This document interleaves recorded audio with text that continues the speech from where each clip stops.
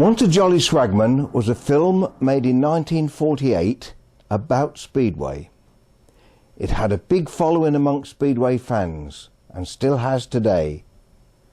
The film stars Von Colino, Bill Owen, Dirk Bogarde and Thora Hird. Bogarde plays the wannabe Speedway rider Bill Fox. The riding for the actors was done by Bill Whiston, Ron Howes and Jack Cooley. Another rider taking part in the film was the rally rider Vic Gooden. You can see from this photograph that was taken during the making of the film that Vic is wearing the body jacket of the Wexford Wildcats.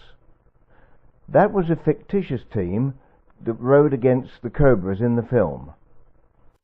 Let's take up the story from Ron Howes. Wimbledon was stuck for a rider, so they asked West Ham if I could go back to Wimbledon, which I did. What year was this?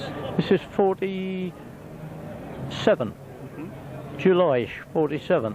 And I finished out the season at Wimbledon, started 48 at Wimbledon, and then the film Jolly Swagman came on.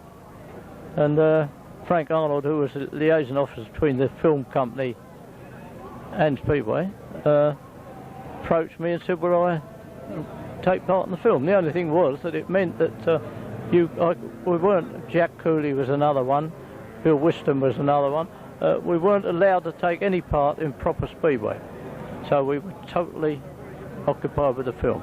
So for the first part of 1948, I didn't know Speedway racing as such. I was doubling for Dirk Bogarde. In other words, when you see Dirk Bogarde, it wasn't him, it was me. You were the stand-in then for Dirk Bogarde, were you? Yeah. And that's interesting. I only saw the film myself about 2 years ago, being a younger person, and I thought it was brilliant. So that was you I was watching. Well, yeah, mostly. When Dirk was out on the bike, it was not him, it was me. And quite often, some of the shots that were done, Dirk hated motorbikes, and he didn't really know what to do about it. So where it was quite close up, they well muffled me, and I did the actual film because he just couldn't cope with it. I'm a great admirer of Dirk Bogarde. I think the man's a gentleman, and after every day's filming, he used to come up and say, "Thank you very much, Ron, that you've worked very hard for me today," and I used to say, "Well, I will pay for it, mate," you know. Didn't they pay you film star rates? Not quite, no, but for the time it was good money, and it needed to be because the Speedway career was going down the drain. Peter York now takes up the story. Veteran actor Bill Owen, best known nowadays as Compo in Last of the Summer Wine, played the part of an Australian track star called Lag Gibbon. Although the film story was set before the Second World War, all the racing action was filmed in the late 1940s. The film itself has now become cult viewing for Speedway fans. Bill Owen recalls his visit to New Cross Stadium to soak up the atmosphere of Speedway racing.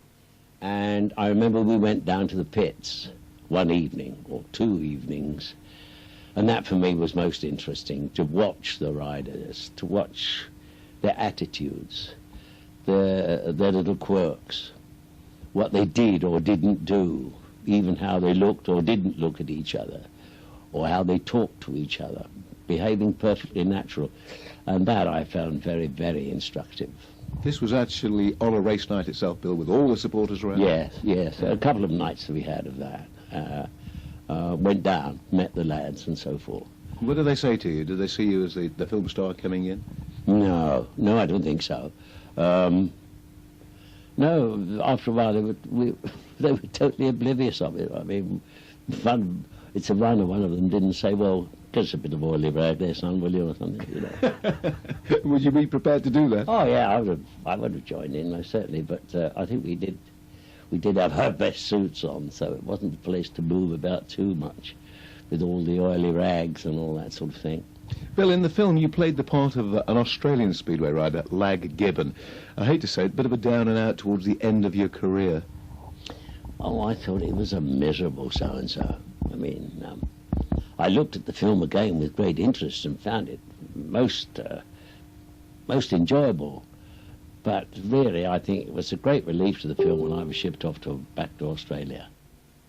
Much of the racing action for the film was shot at a studio set specially built at Pinewood, where riders doubled for the actors. I think he was very well known, and he had worked out one particular stunt where the idea was that by making a small pit in the track, I don't mean a deep pit, I just a pit enough to shove the wheel up.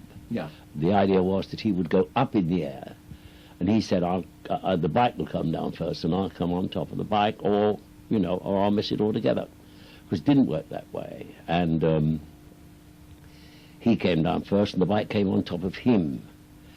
And the first thing Jack Lee, the director, shouted, "Don't anybody go near the accident." You see, we all had to watch this poor devil lying there on the track, so Jack had got enough film. I remember after that accident, it was night shot, it was about 2 o'clock in the morning, and there had been one or two other things that I don't know, that had gone wrong. It had been a very tiresome evening, a night.